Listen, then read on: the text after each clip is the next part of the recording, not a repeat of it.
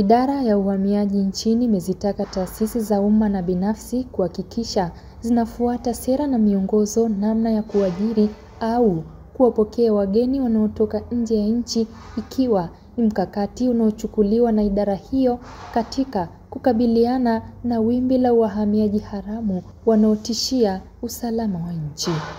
Hayo yameelezwa na kamishna mstaafu Maurice Kitunusa mara baada ya kufungua mafunzo hayo yatakayotolewa kwa siku 5 yatakayowasaidia kutambua njia sahihi ya kupambana na uhamiaji haramu. Kuwaita hawa wadau mbalimbali katika jitihada hizo za serikali na idara kwa ujumla katika kuwaelimisha wa Tanzania kujua masuala mazima ya uhamiaji na pia uhusiano wa uhamiaji na masuala ya kiusalama.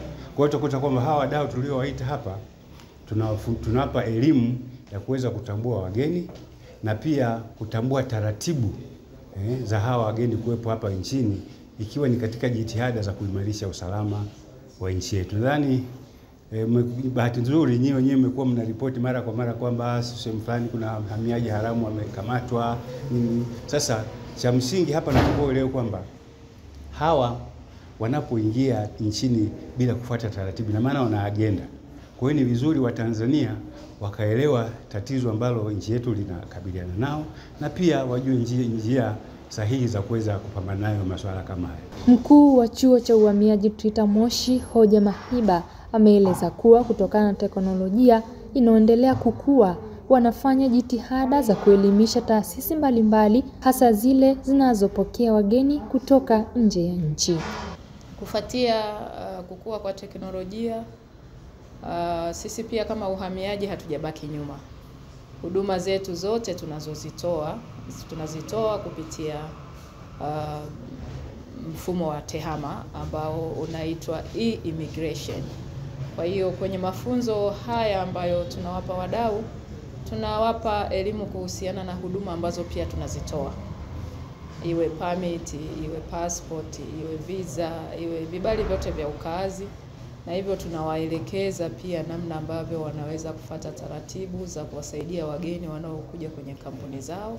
Washiriki waeleza matarajio yao mara baada ya kumaliza mafunzo hayo. Ikimaanisha kutoka nje wanakuwa na face challenge tofauti. Kwa na imani mafunzo yataenda kunifundisha namna ambavyo nitaweza kuchanganua changamoto zao ambazo wanakutana nazo. Majina yangu naitwa Mchungaji Emmanuel Joseph Mwamakula, natokea Dar es Salaam. Niko chini ya kanisa la Tanzania Calvary Tabernacle Church. Haya mafunzo yanatupa njia nyingi sana. Mfano, ili wajue wanavyoishi hapa, wanaishi kama wageni na wanaweza wakafata sheria ya Tanzania wanapokuwa hapa Tanzania, wasiende nje na sheria, na kama wageni waishi kufuatana na sheria ya nchi yetu ya Tanzania. Kutoka hapa katika chuo cha uhamiaji cha kikanda TRITA Moshi mkoani Kilimanjaro, mimi ni Happiness Mguna, Global TV.